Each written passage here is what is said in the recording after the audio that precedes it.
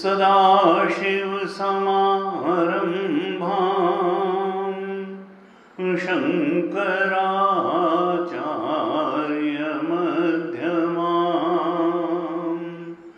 अस्मदाचार्यपर्यन्तां वन्दे गुरुपरम्पराम्।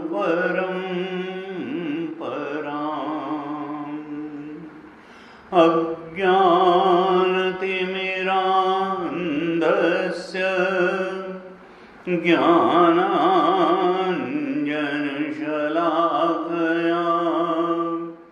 चक्षुरुन्मीलितं येन तस्मै श्री गुरवे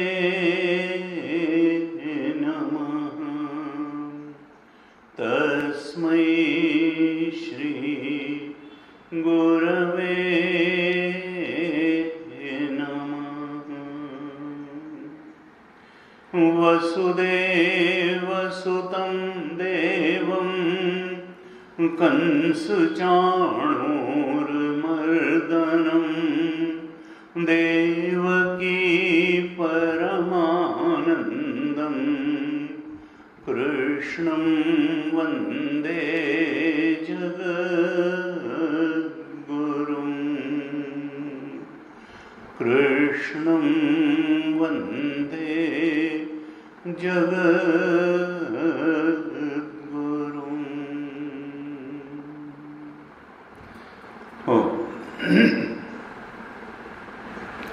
श्रीमद् भगवद गीता के दूसरे अध्याय पर हम चर्चा कर रहे हैं और ये बड़ा ही महत्वपूर्ण अध्याय है। गुरुदेव कहते थे कि ये गीता जी का सारभूत अध्याय है, अर्थात इस अध्याय में जो बातें कही गई हैं उन्हीं का विस्तार आगे भगवान कृष्ण ने गीता के आगे आने वाले जो 16 अध्याय हैं उनमें जो बातें दूसरे अध्याय में कही गई हैं उन्हीं का विस्तार किया है। आशय क्या है कि अगर इस दूसरे अध्याय के अर्थ को, इसमें दिए गए भगवान के संदेश को हम ठीक ठीक प्रकार से समझ लें तो मानो हमने गीता का संपूर्ण जो अर्थ है उसको धारण कर लिया, समझ लिया और वो कल्याणकारी होगा। इस दूसरे अध्याय में भगवान ने आत्मा का बोध कराने के लिए अर्जुन को उपदेश किया। अब कोई लोग कहते हैं कि भाई अरे भाई उन्होंने बहुत अच्छा बताया, भाई वो बहुत अच्छा बोलते हैं। मैंने कहा भाई ठीक है, बोलते होंगे, लेकिन कोई क्या बोलेगा, क्या बताएगा? इस सृष्टि का सर्वोच्च सत्य आत्मा है, ब्रह्म तत्व ही इस सृष्टि का सर्वोच्च सत्य है। उससे ऊपर की कोई बात बता नहीं सकता है। ऐसा नहीं है कि आपकी दृष्टि में कोई बहुत बड़ा संत है तो वो तो आत्मबोध की बात बताएगा, और उससे जो बड़ा होगा वो सुपर आत्मा की बात बता देगा, और उससे बड़ा होगा तो सुपर आत्मा की बात बता देगा। ऐसा होने वाला नहीं है। ऊंचा से ऊंचा और बड़ा से बड़ा आपकी दृष्टि में जो संत होगा वो भी आत्मा की ही बात बता पाएगा, क्योंकि उससे ऊपर कुछ होता ही नहीं है तो बताएगा क्या। उससे अलग या उससे ऊपर अगर कोई बताता है तो समझिए वो बेवकूफ बना रहा है, वो फ्रॉड है। अगर तो और ज्यादा वास्तव में देखा जाए तो गीता चूंकि समझ में नहीं आती बिना गुरु के मुख से श्रवण किए, इसलिए प्रवचन की आवश्यकता है। अन्यथा भगवान कृष्ण ने अर्जुन को जो प्रवचन किया गीता में, उससे अच्छा प्रवचन तो कोई कर ही नहीं सकता है। गीता अगर उससे अच्छे ढंग से समझाया जा सकता होता तो भगवान उसी ढंग से समझा देते। इसलिए ये बात बिल्कुल अपने मन से निकाल देनी चाहिए कि फलां से सुनेंगे तो हमको बहुत ज्ञान हो जाएगा, और फलां से सुनेंगे तो हम 5 मिनट में ही ज्ञानी हो जाएंगे। कुछ होने वाला नहीं है। गीता वो ठीक प्रकार से समझना है, वो इससे समझ में आ जाए, उससे समझ में आ जाए, ऐसे समझ में आ जाए, वैसे समझ में आ जाए, जैसे समझ में आ जाए। समझना गीता को है, पकड़ना गीता के संदेश को है। किसी व्यक्ति को पकड़ करके नहीं बैठ जाना है। व्यक्ति को पकड़ना केवल और केवल धारणा मात्र है। पकड़ना है गीता के संदेश को, पकड़ना है भगवान कृष्ण के वचनों को, व्यक्ति को नहीं पकड़ना है।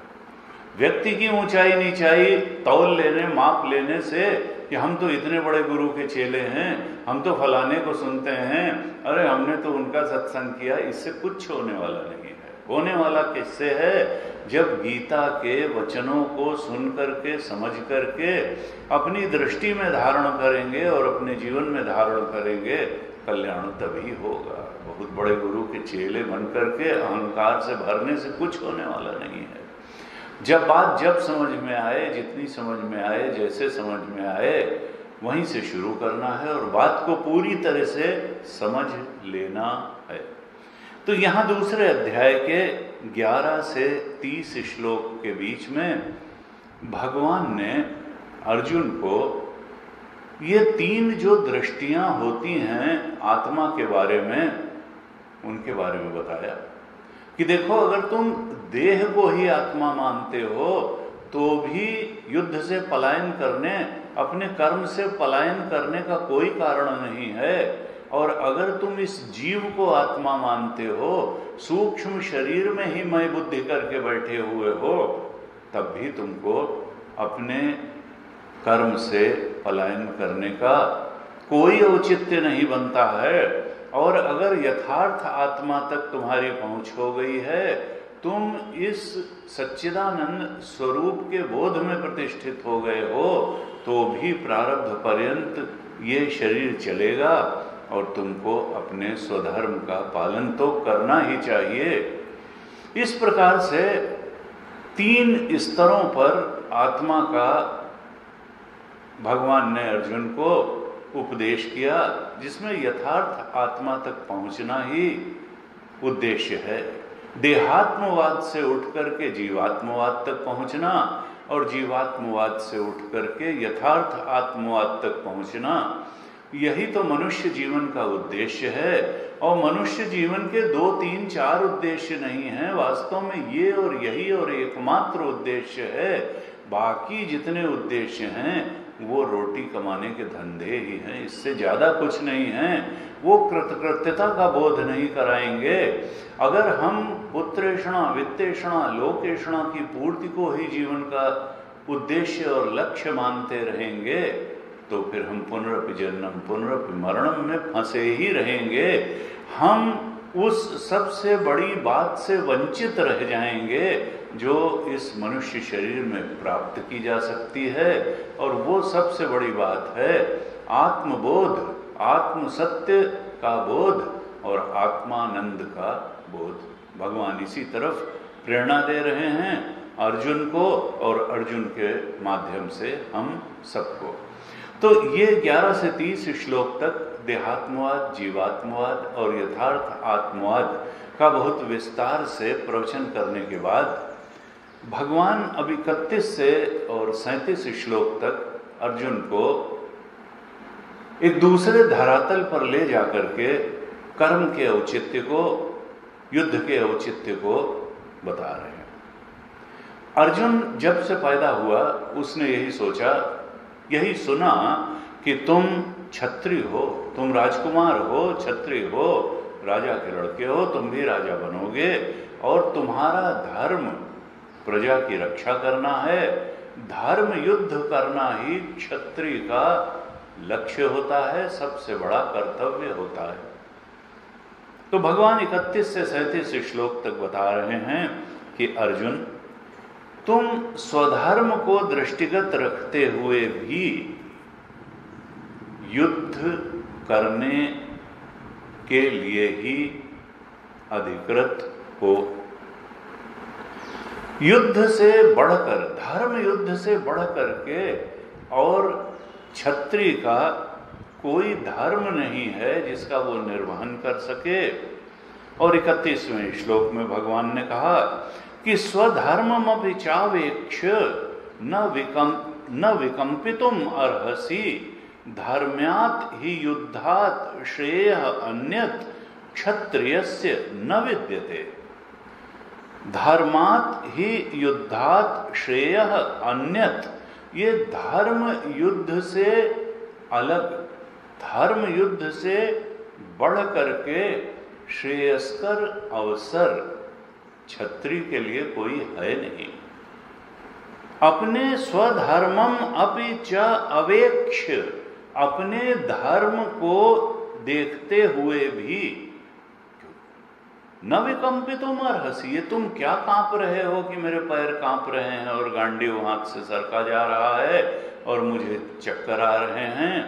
इस प्रकार से भय करने और कांपने योग्य क्षत्रिय धर्म को देखते हुए तुम नहीं हो। तुम्हारा कर्तव्य तो धर्म युद्ध में अपनी शौर्य का प्रदर्शन करके शत्रु पक्ष पर, अधर्म के पक्ष पर विजय प्राप्त करना ही है।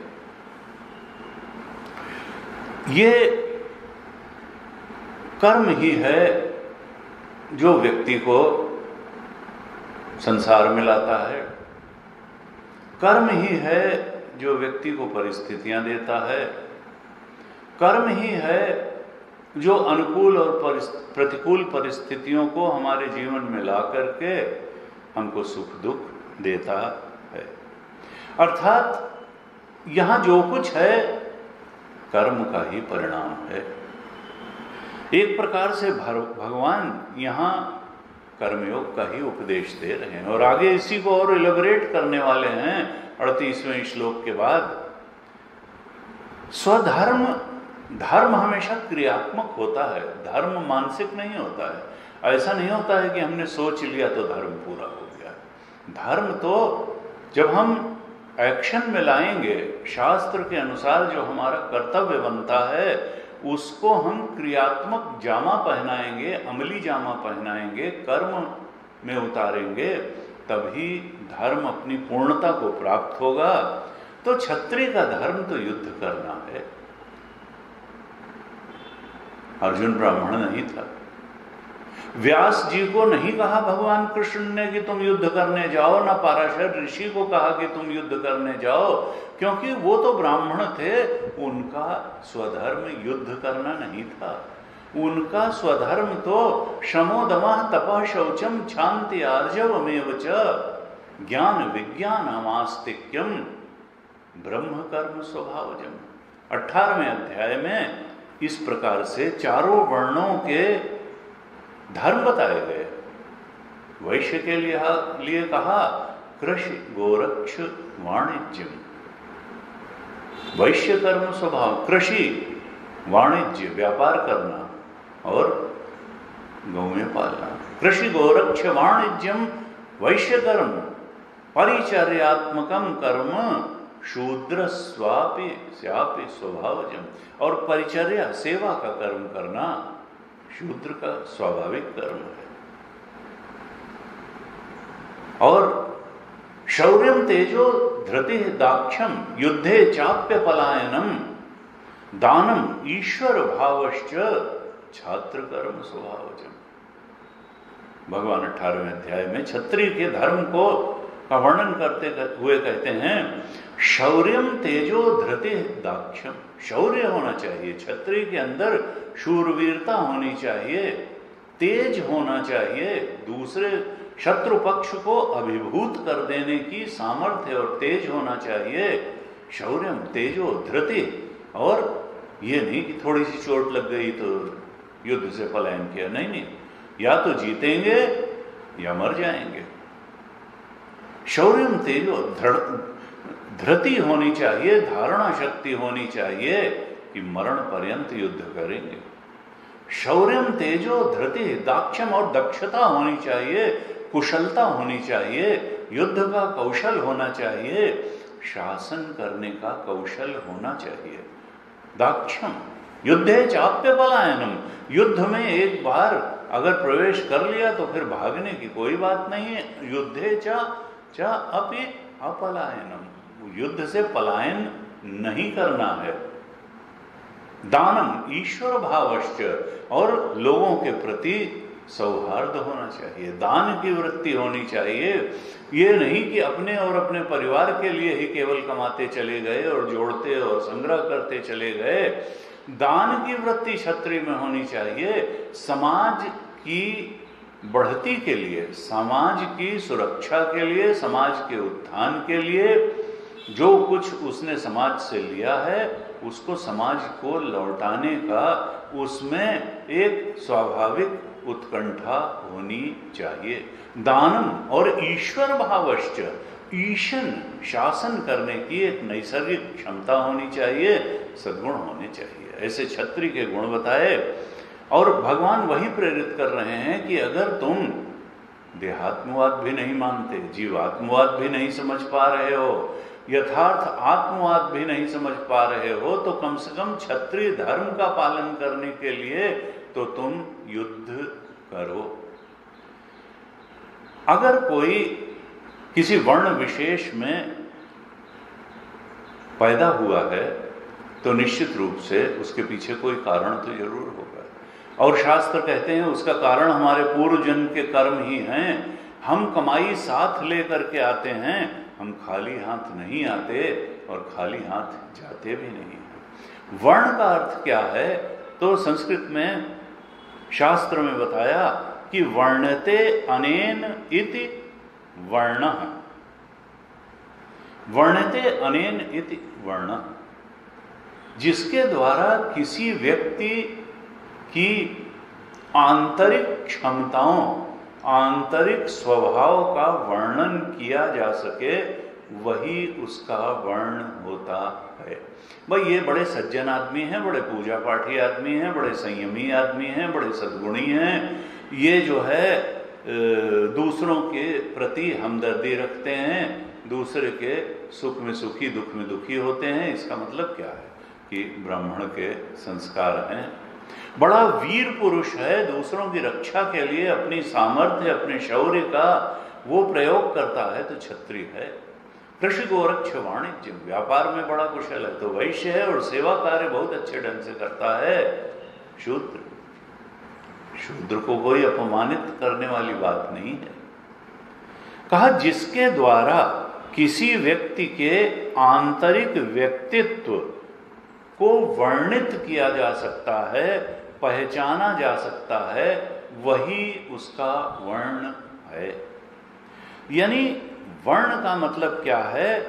Internal qualities of a person, internal traits of a person, उसी से उसका वर्ण निर्धारित होता है। तो वर्ण का बड़ा महत्व है। कहा कि देखो तुम क्षत्रिय वर्ण हो, वर्ण हमारे पूर्व जन्मों की कमाई की इस जन्म में अभिव्यक्ति हैं, क्योंकि पूर्व जन्मों में जो हमने कर्म किए हैं वही कर्म इस जन्म में हमारे स्वभाव के रूप में प्रकट होते हैं। पूर्व जन्म के कर्मों से ही हमने वो स्वभाव अर्जित किया है जिसका प्रकटीकरण इस जन्म में होता है। इस सृष्टि में अकारण कुछ भी नहीं होता कि हम कहीं पैदा हो गए, कोई माँ बाप मिल गए, कोई परिस्थितियां मिल गई, सब हमारी ही कमाई है। कर्म प्रधान विश्व रचि राखा, जो जिस करे सो तस फल चाखा। जो जैसा करता है उसी प्रकार से उसको फल मिलता है। कैसे? हमारा स्वभाव। खराब कर्म किए होंगे, दुष्ट स्वभाव के साथ पैदा होंगे, फिर दुष्टता करेंगे, प्रतिकूल परिस्थिति आएगी और दुख मिलेगा। इसी तरीके से वासना का क्षय होता है। गुरुदेव कहते थे, you have to unload yourself. वासना क्षय करने के लिए ही ये मनुष्य शरीर मिला है।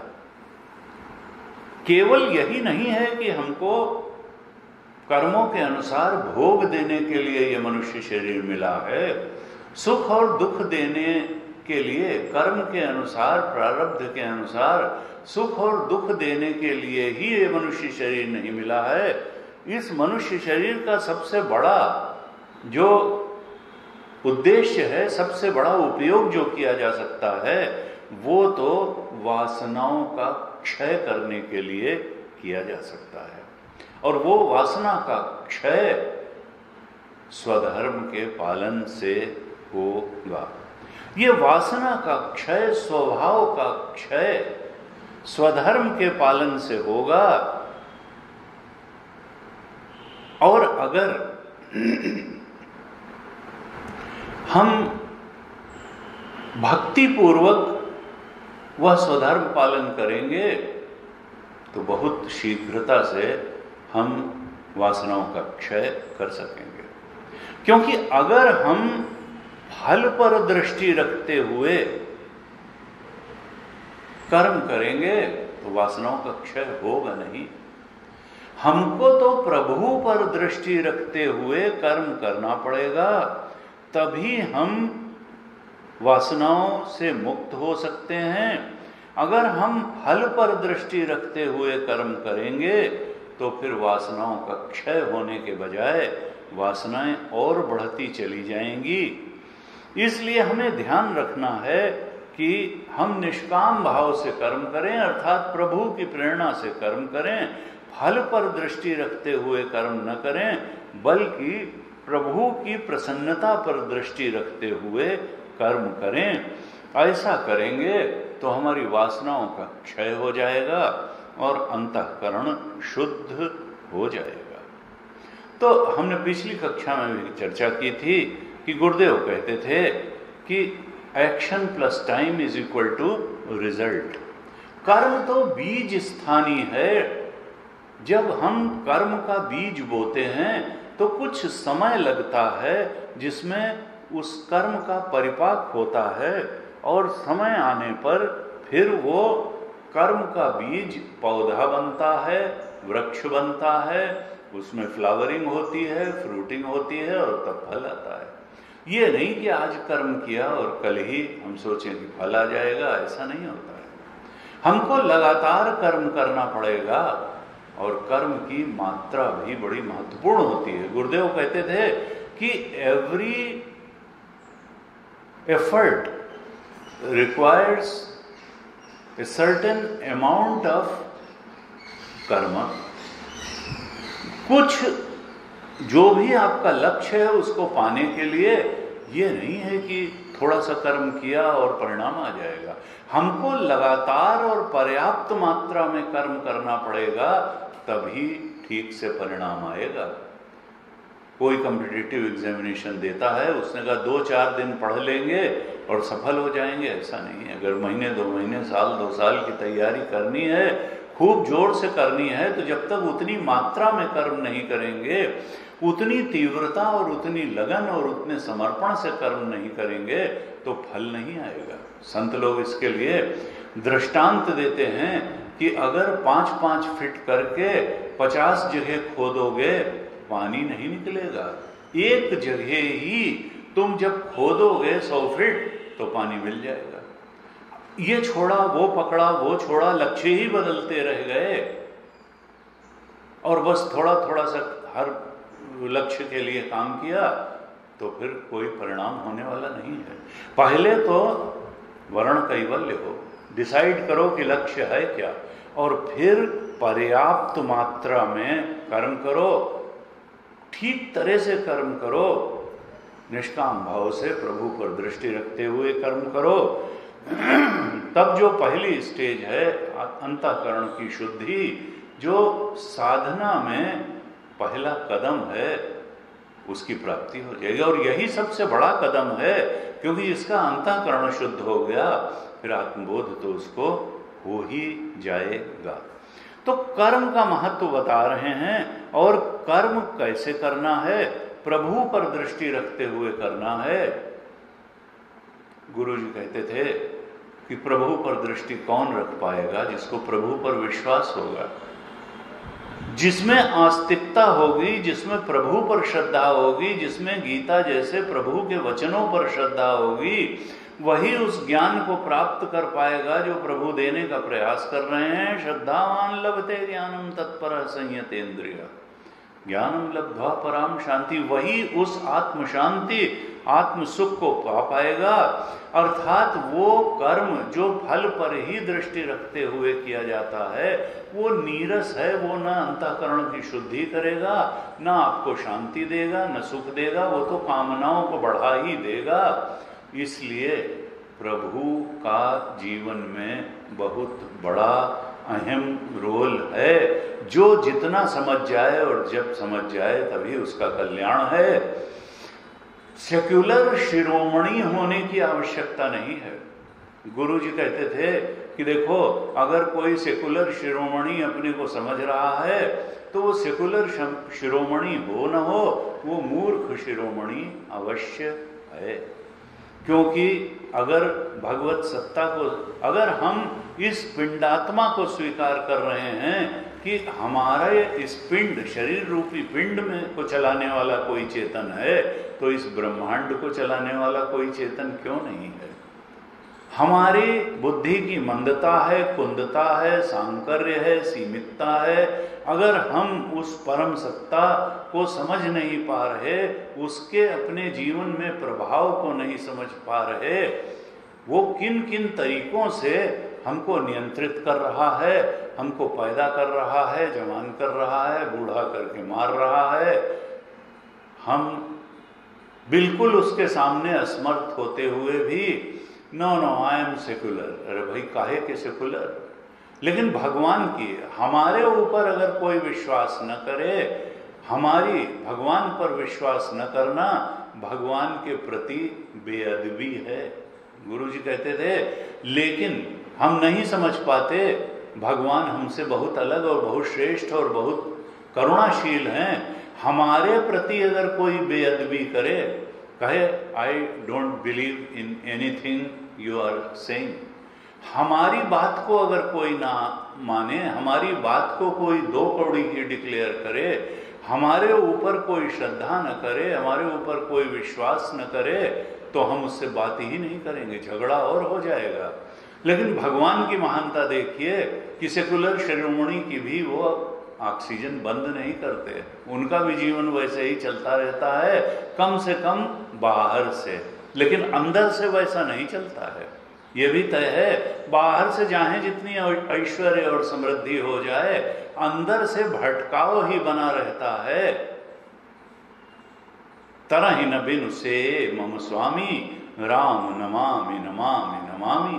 तुलसीदास जी ने कहा, जब तक मेरे प्रभु श्री राम का भजन नहीं करेगा, सेवन नहीं करेगा, उनका स्मरण नहीं करेगा, कोई व्यक्ति तर नहीं सकता। दुखों से तरेगा नहीं, प्रतिकूलताओं से तरेगा नहीं। राम नमामि का, ऐसे राम जी को मैं बार बार नमस्कार करता हूँ। बिना प्रभु के चरणों के पकड़े जीवन में शांति और सुख आने का कोई मार्ग नहीं है। फिर व्यक्ति नशे की शरण में जाता है, व्यभिचार की शरण में जाता है, जन किस किस चीज की शरण में जाता है और किसी प्रकार दिलासा दिलाता है अपने को कि यही तो जीवन है। अरे कहाँ है शाश्वत शांति और कहाँ है शाश्वत सुख? इस प्रकार से धारणाएं बना करके उनमें जिंदगी को घसीटता रहता है और सत्य को नकारता रहता है। हम अगर प्रभु को नकारेंगे तो हमारे नकारने से प्रभु का प्रभाव नहीं समाप्त हो जाएगा, प्रभु का अस्तित्व नहीं समाप्त हो जाएगा। अगर हम प्रभु के चरणों में ममता नहीं करेंगे तो फिर हम संसार के भोग पदार्थों में ही तो ममता करेंगे।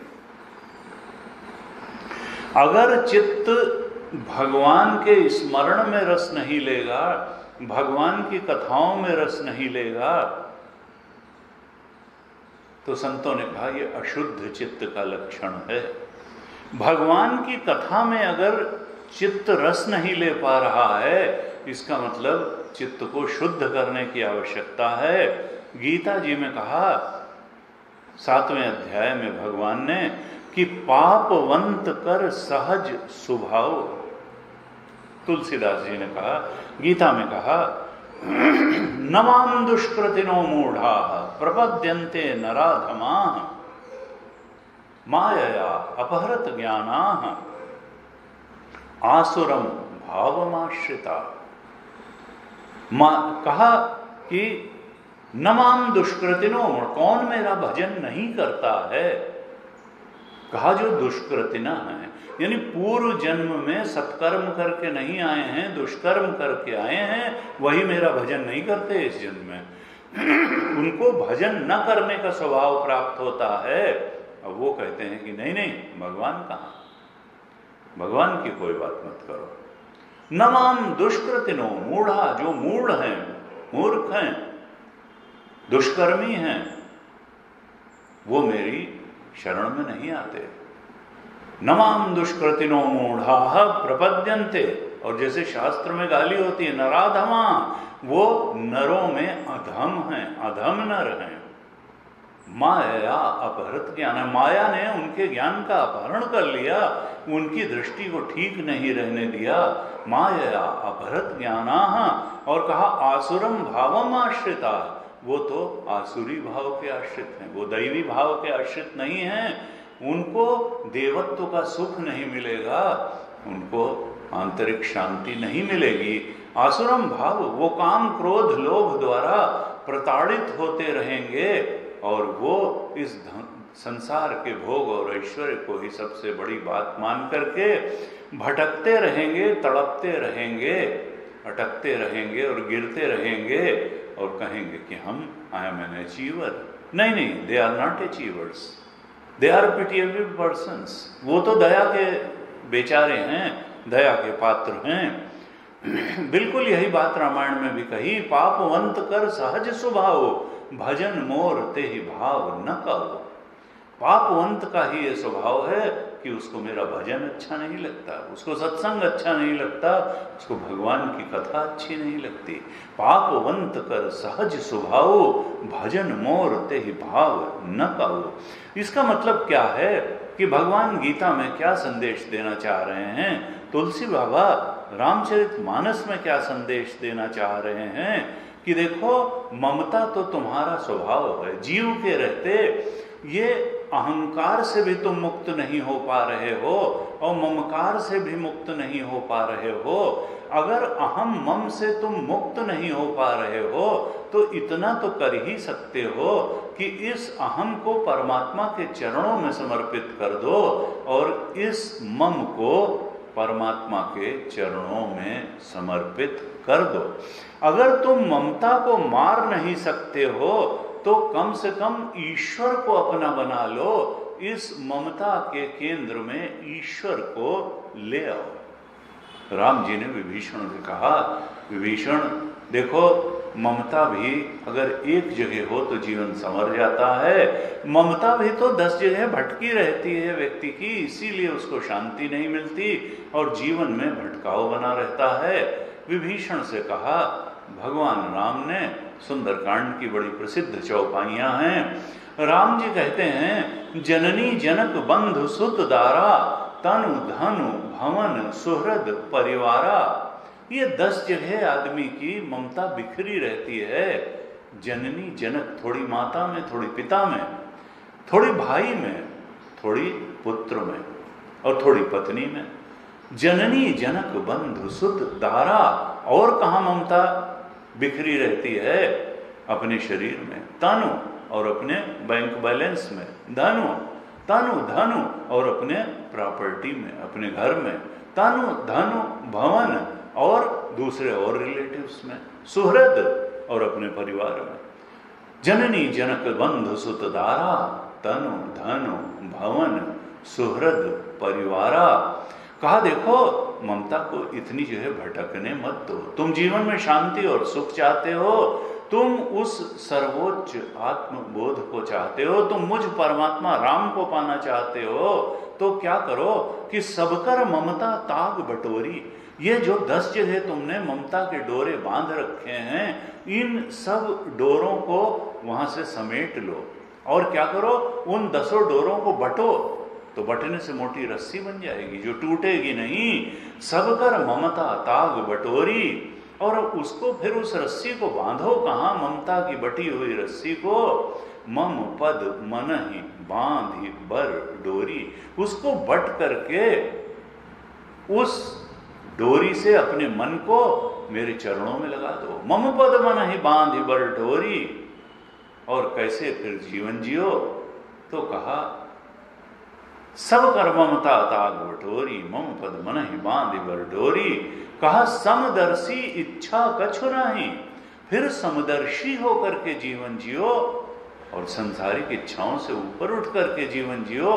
मुझे प्रसन्न करने के लिए जीवन जियो। समदर्शी इच्छा कछु नहीं, हर्ष शोक भय नहीं मन माही। त्याग दो शोक, त्याग दो हर्ष। वर्ल्डली अचीवमेंट बहुत हर्ष से फूलने वाली चीजें नहीं हैं, यहीं रह जाएंगी सारी। भगवान अगर मिल गए तो हमेशा के लिए मिल गए, संसार अगर मिल गया तो थोड़े समय के लिए ही मिला है। मम पद मन ही माधि बड़, समदर्शी इच्छा कछु नाही, हर्ष शोक भय नहीं मन माही। मन में हर्ष शोक और भय नहीं रखो। कहा, ऐसा अगर कर लोगे तो विभीषण वही तो मुझे सबसे प्रिय है। और कहा, तुम में ये सब है। तुम सारिखे संत प्रिय मोरे, और धर्म देह नहीं आन निहोरे। तुम्हारे जैसे भक्तों के लिए ही, उनके कल्याण के लिए ही तो मैं इस धरती पर मनुष्य शरीर लेकर के आया हूं। तो हम अगर ममता को मार नहीं सकते हैं तो ईश्वर में तो उसको लगाएं ही। अपने प्रेम को परमात्मा में लगाएं और फिर इसी से जीवन कृतकृत्य बनेगा।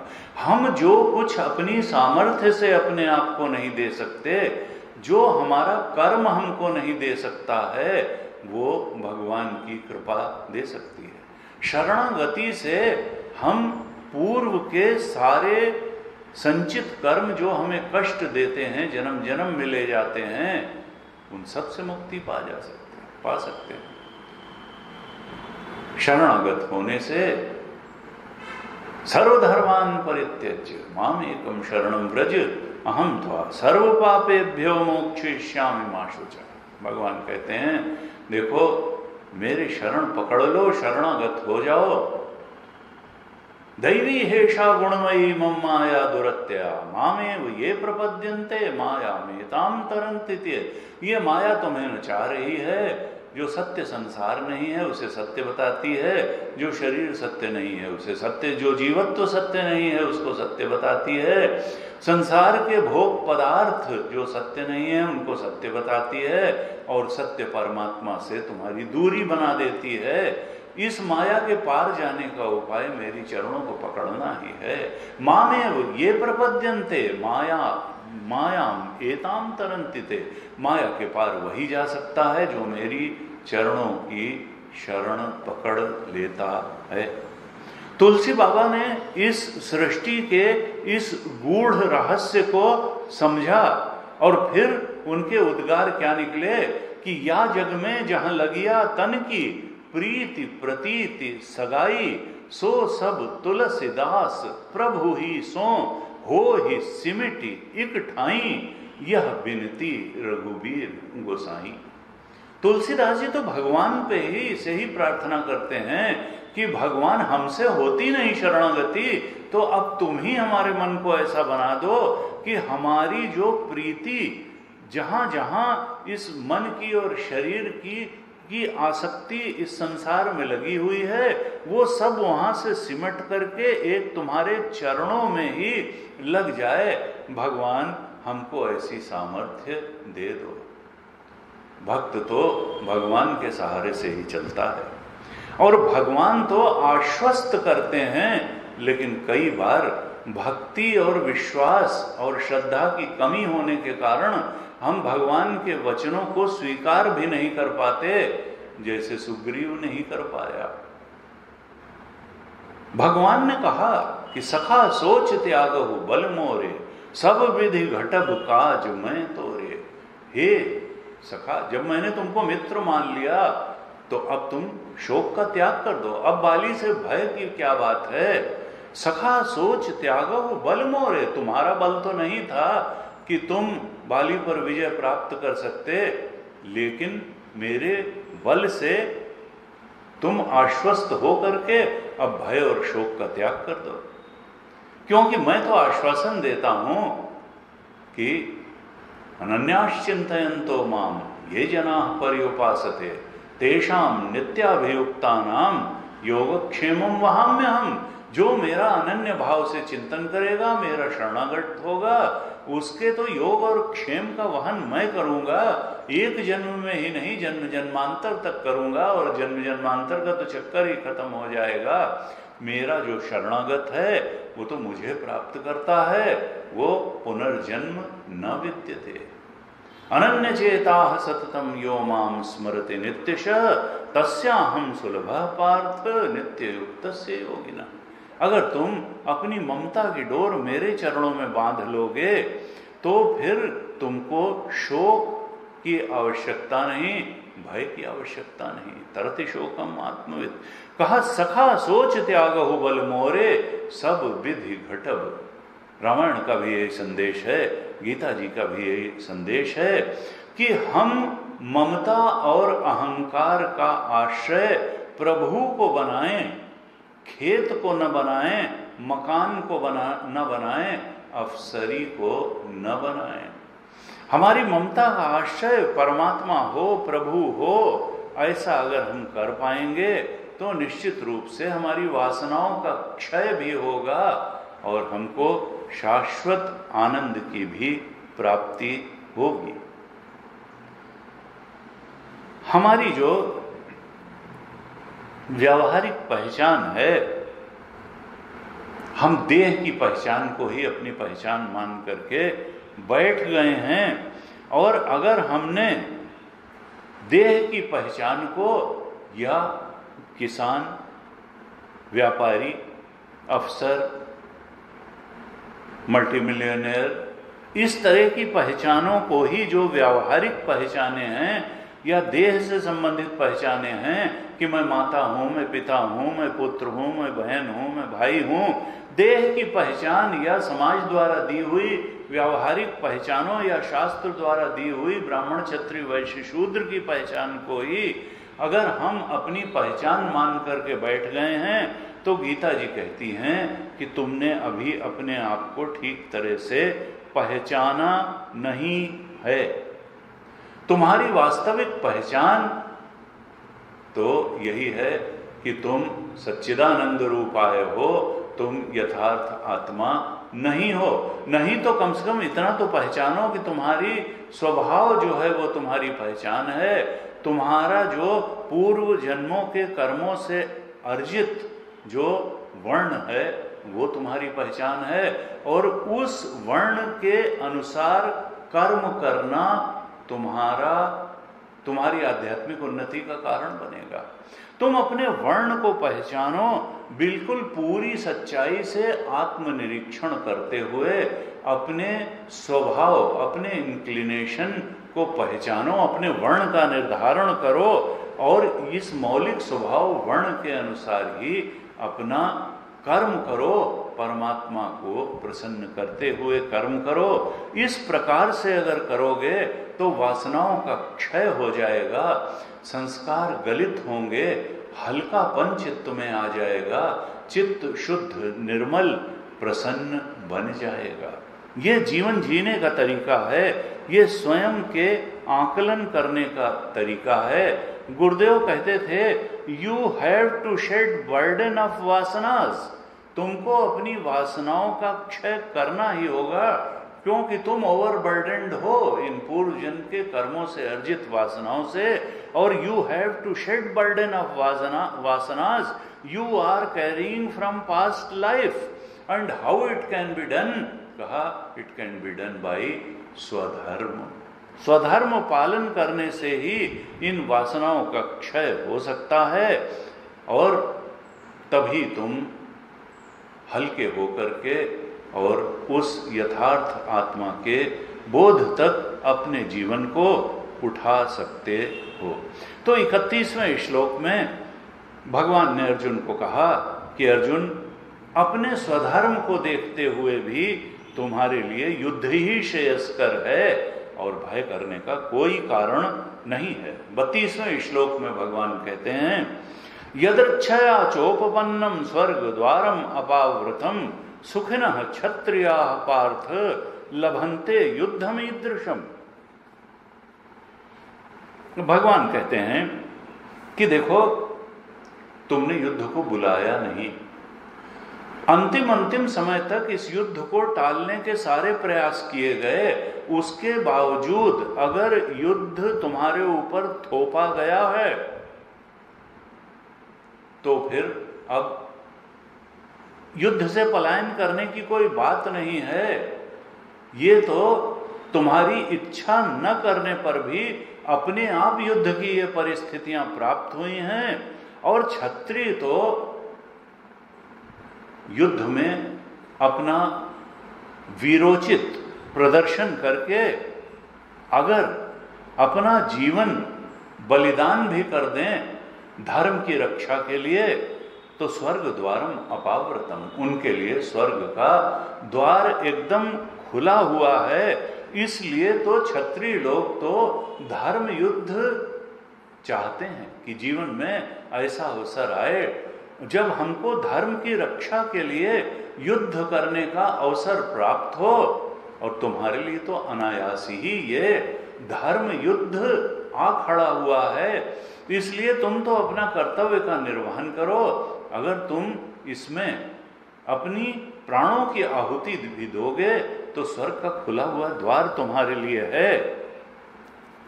ऐसे भगवान ने कहा कि देखो अर्जुन, स्वधर्म पालन ही हर वर्ण का कर्तव्य है। वैश्य का भी कर्तव्य है, शूद्र का भी कर्तव्य है, क्षत्रिय का भी कर्तव्य है, ब्राह्मण का भी कर्तव्य है। और तुम क्षत्रिय हो इसलिए युद्ध करना ही तुम्हारा कर्तव्य है। युद्ध करने से ही तुम इस चित्त को निर्मल बना दोगे, वासनाओं के बर्डन से मुक्त होगे, आध्यात्मिक रूप से भी उन्नति को प्राप्त हो जाओगे। गुरुदेव कहते थे, अपने जीवन की एक घटना बताते थे कि जब तपोवन जी महाराज से उन्होंने शिक्षा प्राप्त कर ली, तब उन्होंने कहा कि मुझे ऐसी प्रेरणा होती है कि मैं जो ये ऋषियों का ज्ञान है, जो उपनिषद और गीता में उल्लिखित है, ये ऋषियों द्वारा दिया गया ज्ञान ऋषियों की संतानों तक पहुंचना चाहिए। सब लोग यहाँ हिमालय में आकर के 8-9 वर्ष रह करके इस ज्ञान को नहीं प्राप्त कर सकते, लेकिन वो लोग इस ज्ञान से वंचित क्यों रहें? मुझे तो ये प्रेरणा होती है कि मैं इस ज्ञान को उनके घर घर तक पहुंचाऊं, कुछ जीवन में ऐसा प्रयास करूं कि उपनिषद और गीता का जो शुद्धतम आत्मज्ञान है, ये ऋषियों का ज्ञान ऋषियों की संतानों तक पहुंच सके। तपोवन जी महाराज ने कहा, कोई जरूरत नहीं है, यहीं रहो, यहीं रहो, आत्मरमण करते हुए, ब्रह्मबोध में रमण करते हुए यहीं जीवन बिताओ। तुम सोच रहे हो तुम जाओगे वहां माया नगरी में, सब अपने अपने में व्यस्त हैं, सब मस्त हैं, कोई सुनने वाला है नहीं। और कबीर का भी यही था, कासे कहूं को पति आई, किससे कहूं, सांच कहूं तो मारन धावे, और झूठे बहुत गुमाना, संतों देखत जग बौराना। करीब करीब वही बात तपोवन जी महाराज ने भी कही कि कहां भाई are you going to waste your time, कोई नहीं सुनने वाला, सब अपने अपने जो है संसार के ऐश्वर्य और भोग में मस्त हैं, काम क्रोध लोभ जीवन के प्रेरक तत्व बने हुए हैं, कोई तुम्हारी आत्मज्ञान वगैरह की बात नहीं सुनेगा, क्यों जाते हो सब करने। लेकिन गुरुदेव ने कहा, मुझे तो प्रेरणा होती है, मैं तो ऐसा लगता है गुरुदेव कि इस कार्य को अवश्य करूं।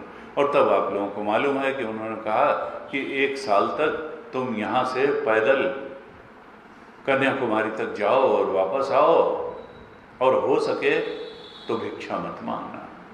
अगर परमात्मा को तुम्हारे जीवन की आवश्यकता होगी तो वो स्वयं तुम्हारे भोजन और शरीर की रक्षा करने का प्रबंध करेगा, भिक्षा वगैरह मत मांगना। और गुरुदेव ने अपने गुरु की आज्ञा का पालन करते हुए वैसे ही भ्रमण किया, और उसके बाद भी जब उनकी प्रेरणा बनी रही, फिर उन्होंने मिशन की स्थापना की। उसी बीच का एक प्रसंग लिखते हुए गुरुदेव कहते हैं कि एक जगह मैं गया कई दिन से, तो स्नान नहीं हुआ था, एक जगह तालाब दिखा एक, और मुझे लगा कि स्नान कर लें। संध्या का समय था, और जैसे ही मैंने कपड़े उतार करके तालाब में प्रवेश करना चाहा, वैसे ही एक व्यक्ति उधर से आया और उन्होंने कहा, बाबा जी इस तालाब में मत नहाओ, इसका पानी सड़ा हुआ है।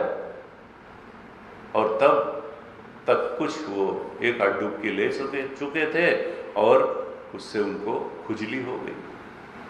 तो वो गुरुदेव कहते थे कि देखो, मैं गया था शुद्ध होने के लिए, कि नहा करके निर्मलता आएगी, पवित्रता आएगी, शरीर शुद्ध होगा, अच्छा लगेगा। और चूंकि जहां मैंने डुबकी लगाई वो शुद्ध करने के बजाय उसने अशुद्ध कर दिया, परेशानी का कारण बन गया स्नान, बजाय पवित्रता के अपवित्र हो गया। ये संसार भी ऐसा ही है, बहुत ज्यादा डुबकी लगाओगे तो पवित्र नहीं हो जाओगे, अपवित्र हो जाए, तरह तरह की खुजली होगी, मानसिक खुजली होगी, बौद्धिक खुजली होगी, राग द्वेष से भर जाओगे, बढ़ जाएगा। तो इसलिए हमको देखना है कि कहाँ डुबकी लगानी है और कहाँ नहीं लगानी है। पवित्र बात में डुबकी लगाएंगे तो निर्मल और प्रसन्न होंगे, अपवित्र बातों में डुबकी लगा ली तो परेशानी का ही कारण बन जाएगी। यहाँ भगवान कहते हैं कि देखो, धर्मयुद्ध है क्षत्रिय के लिए एक स्वर्ग का खुला हुआ द्वार, इसलिए अर्जुन तुम युद्ध करो। 33वें श्लोक में कहते हैं भगवान, अथ चेत्त्वमिमं धर्म्यं संग्रामं न करिष्यसि ततः स्वधर्मं कीर्तिं च हित्वा पापम अवाप्स्यसि। भगवान कहते हैं कि देखो अर्जुन, अथ चेत तु इमं धर्म्यं संग्रामं न करिष्यसि। धर्म्यं संग्रामम है ये धर्म युद्ध है। अगर इस धर्म युद्ध को न करिष्यसि, तुम नहीं करोगे, अथ चेत तु त्वम इमं धर्म्यं संग्रामम न करिष्यसि, अगर इस धर्म युद्ध को, धर्म प्रेरित संग्राम को तुम नहीं करोगे तो क्या इसका परिणाम होगा? कहा ततः स्वधर्मम कीर्तिम च हित्वा। एक तो बात यह होगी कि तुम स्वधर्म को छोड़ोगे, हित्वा च्युत हो जाओगे, स्वधर्म को खो दोगे, स्वधर्मम हित्वा होगा और कीर्तिम हित्वा भी होगा। तुम्हारी जो ये एक रेपुटेशन बनी हुई है कि ये धरती का सर्वश्रेष्ठ धनुर्धर है, इंद्र भी अपनी सहायता के लिए अर्जुन को बुलाते थे और इसने तो भगवान शंकर को भी युद्ध में संतुष्ट किया, निवात कवच का वध किया। इस प्रकार की जो कीर्ति तुमने कमाई है एक श्रेष्ठतम धनुर्धर की, वो कीर्ति तुम्हारी मिट्टी में मिल जाएगी, खो दोगे कीर्ति को और स्वधर्म से भी च्युत हो जाओगे। और क्या होगा? तीसरी बात भगवान ने कही, पापम अवाप्स्यसि। क्योंकि तुम स्वधर्म का पालन नहीं करोगे, इसलिए तुम पाप के भी भागी होगे, तुम पाप को ही प्राप्त करोगे। ये तीन बातें होंगी, स्वधर्मम कीर्तिम हित्वा और पापम अवाप्स्यसि। अगर धर्मम संग्रामम न करिष्यसि, इस धर्म युद्ध को नहीं करोगे, स्वधर्म और कीर्ति को खो दोगे और पाप के भागी बनोगे। यहां पर पाप का अर्थ कोई कर्म जनित पाप नहीं है। जब हम अपना जो स्वधर्म है उसका पालन नहीं करते हैं, तो जो हम विशिष्ट कर्म नहीं किया हमने, तो प्रत्यवाय दोष जो लगेगा वो तो लगेगा, कर्म जनित दोष तो जो लगेगा लगेगा। एडवर्स कोई हमारी जो वासना है विपरीत वासना बनेगी, दुर्वासना बनेगी, वो तो एक छोटी बात है। असली बात क्या है कि हमारा पाप का स्वभाव बन जाएगा। हम अपने स्वभाव के साथ खिलवाड़ करेंगे, स्वभाव सत्कर्मी का बनने के बजाय स्वभाव दुष्कर्मी का बनने लगेगा। पापी का स्वभाव बन जाएगा पुण्यात्मा के स्वभाव के बजाय, अगर हम स्वधर्म के अनुसार अपना कर्म नहीं करेंगे, जो ज्यादा परेशानी का कारण बनेगा, क्योंकि हमारा स्वभाव खराब होने लगेगा। और स्वभाव से ही तो व्यक्ति की पहचान होती है। भाई कैसे हैं? बड़े अच्छे स्वभाव के। कैसा है आदमी? बहुत ही दुष्ट स्वभाव का है। तो स्वभाव ही तो कर्मों में परिफलित होता है, स्वभाव ही जीवन में दुख लाता है, सुख लाता है।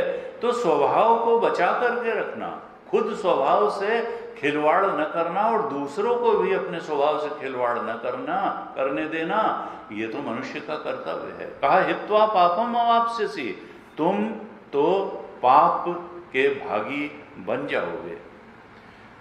तो जीव की जो तृप्ति है वो स्वधर्म का पालन करने में है, वो भगवान के शरणागत रहने में है। अपने स्वधर्म का निष्काम भाव से प्रभु के स्मरण में रहते हुए पालन करने से ही जीव की तृप्ति है और जीव की मुक्ति है।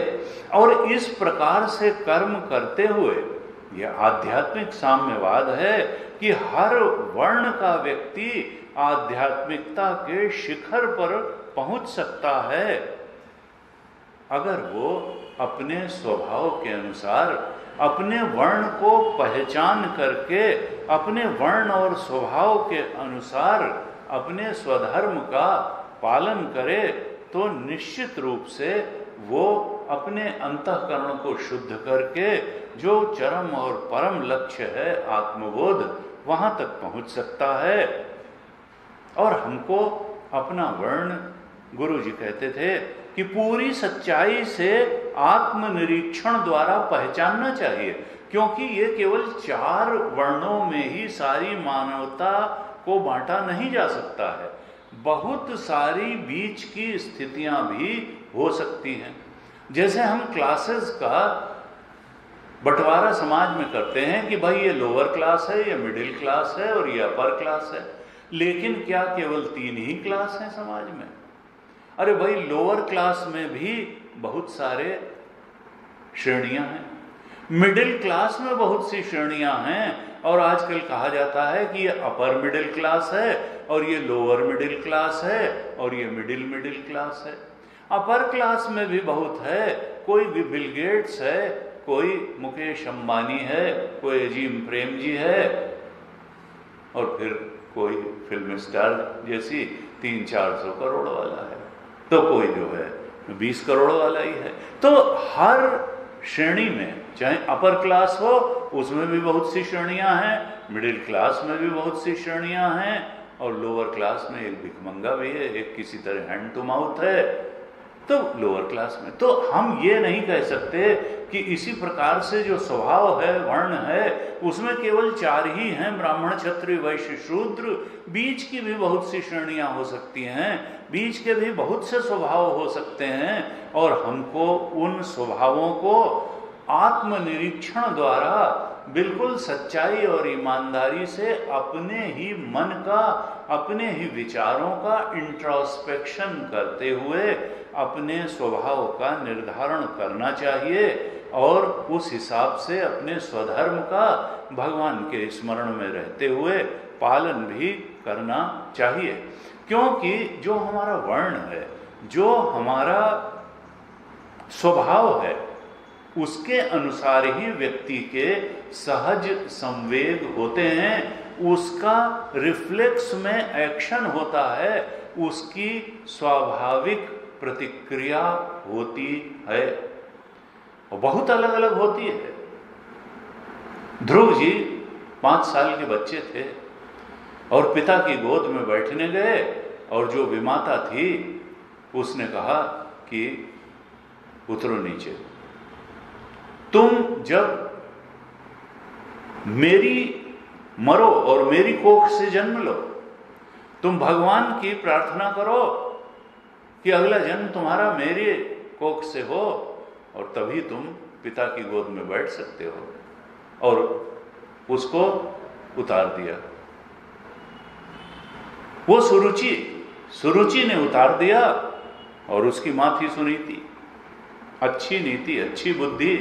रोता हुआ ध्रुव जब मां के पास गया और कहा कि विमाता सुरुचि ने इस प्रकार से जबरदस्ती पिता की गोद से उठा दिया, और पिता भी कुछ न कह पाए, क्योंकि सुरुचि के रूप जाल में, मोह जाल में फंसे हुए थे। सुनीति ने कहा कि देखो, तुम्हारी माता ने जो बात कही है वो आधी तो ठीक है ही।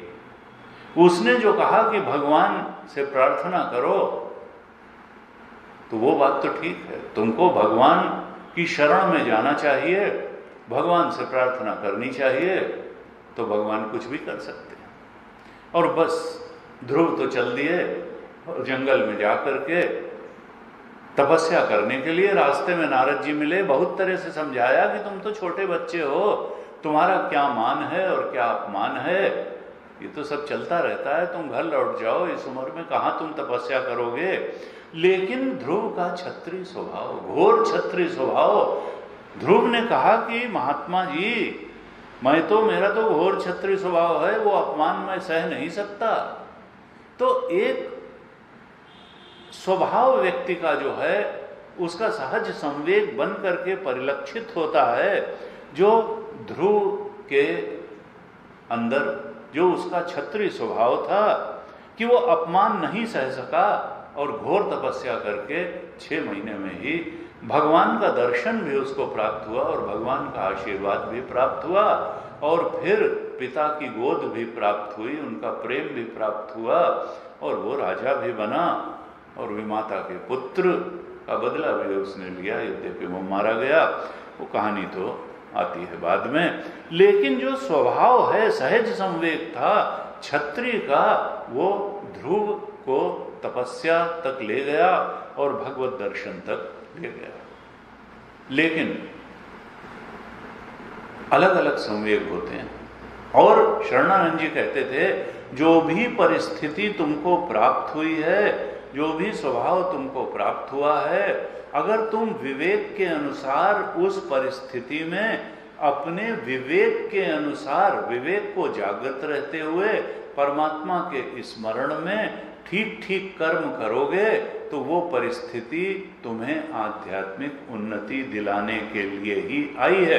परिस्थिति केवल सुख और दुख देने के लिए ही नहीं आती, परिस्थिति आध्यात्मिक उन्नति देने के लिए आती है। फिर वो अनुकूल परिस्थिति हो या प्रतिकूल परिस्थिति हो।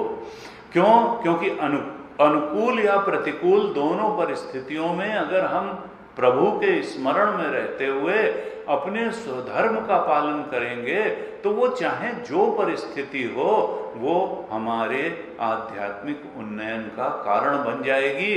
भगवान हमारे दुश्मन नहीं हैं जो प्रतिकूल परिस्थिति हमारे जीवन में भेजते हैं। वो परिस्थिति भी हमारे उन्नयन के लिए ही हमारे जीवन में आती है।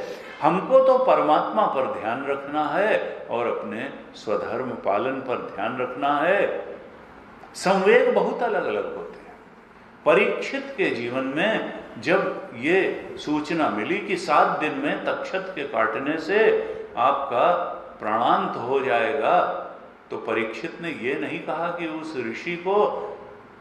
ऋषि पुत्र को भी मार दो और उसके पिता को भी मार दो। हो सकता है कि इस प्रकार का कोई दुष्ट हृदय का व्यक्ति होता तो कहता सैनिकों को भेज करके कि अच्छा मुझे इस प्रकार का शाप दिया है, राजा थे, पकड़ करके बांध करके ले आओ, सूली पर चढ़ा दो ना। कितना उदात्त हृदय था, कैसा सहज संवेग हुआ कि राजपाट छोड़ करके अनशन व्रत लेकर के गंगा जी के किनारे बैठ गए। और प्रभु भक्ति इतनी थी, गर्भ में ही परमात्मा कृष्ण ने उनकी रक्षा की थी कि शुकदेव जैसा अवधूत महापुरुष ब्रह्म दृष्टि प्राप्त संत भागवत कथा सुनाने के लिए उनके पास आ गया और 7 दिन तक निर्बाध रूप से कथा चलती रही। और भगवत स्मरण में ही, भगवत बोध में, ब्रह्म बोध में, तो तक्षक के काटने से पहले ही उनका शरीर का त्याग उन्होंने कर दिया। वह शाप तो उनका बहुत विपरीत परिस्थिति उनकी मुक्ति का कारण बन गई, वो शाप तो आशीर्वाद बन गया। इस प्रकार से अगर हम भगवान पर दृष्टि रखते हुए अपने स्वधर्म का पालन करते रहें तो फिर निश्चित रूप से हमारा आध्यात्मिक उन्नयन होता ही चला जाएगा और हम जीवन के चरम और परम लक्ष्य आत्मबोध की तरफ बढ़ते ही चले जाएंगे। आज तो समय पूरा हो गया। भगवान से इसी प्रार्थना के साथ कि हमको कामनाओं से थोड़ा मुक्ति दिलाएं, हमको अपने चरणों में शरणागति प्रपत्ति प्रदान करें, हमारे स्वभाव को निर्मल बनाएं, प्रभु का स्मरण हमारे चित्त में बना रहे और हम चरम परम लक्ष्य आत्मबोध की तरफ बढ़ते रहें। प्रभु हमारे ऊपर ऐसी ही कृपा करें, इस जीवन में हम अपना कल्याण करके इस संसार से जाएं। प्रभु से इसी प्रार्थना के साथ आज प्रवचन को यहीं विराम देते हैं। सबका बहुत बहुत धन्यवाद। ओम पूर्णमदः पूर्णमिदं पूर्णात् पूर्णमुदच्यते पूर्णस्य पूर्णमादाय पूर्णमेवावशिष्यते। ओम शांति शांति शांति। हरि ओम श्री गुरुभ्यो नमः। हरि